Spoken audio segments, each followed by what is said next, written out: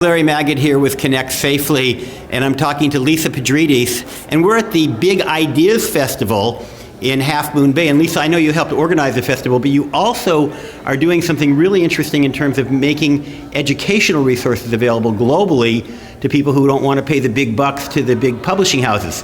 Tell us about that. Yeah, exactly, Larry. We're working in this area of open education resources.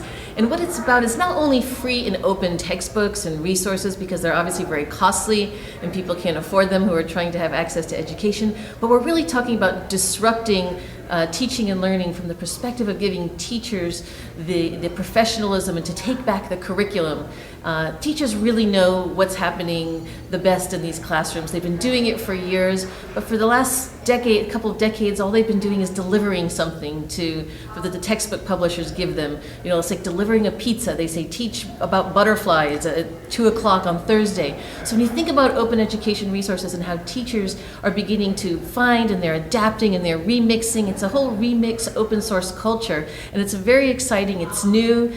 Teachers and certainly administrators are a little apprehensive at first, but the moment you tap into the innate expertise that teachers have developed over the years, it's really phenomenal. And we're seeing just the collaboration, the sharing around these kinds of learning objects just really explode and take off around the world. And tell me, how does the internet play a role in this? I know it does, but just tell us how.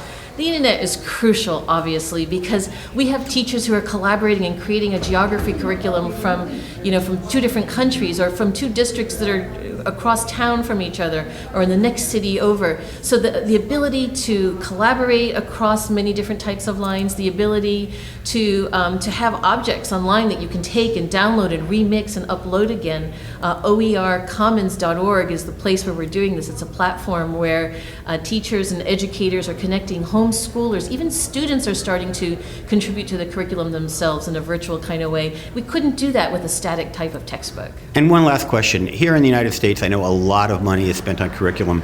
Globally, sometimes that money simply is not there. I've been to Kenya and other countries where they have very little budget for textbooks. How is this playing a role internationally?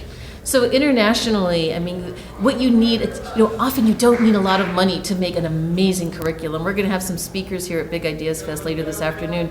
You're going to hear from a guy who's in his early 20s who created a curriculum because he made a chair. And he took a bracket and then he had other people use this bracket to make a chair. And then teachers from all over the world have started to take this and create curriculum from English to history to engineering. So you don't need a lot. We have this idea that what we have has to be big and fancy. And why this is so important is because we have teachers from Pakistan to South Africa, to Australia and across the United States who can do this on their own. Great idea. Lisa Petrides, tell us again the URL for people who want to know more. So OERcommons.org. Thanks a lot, Lisa.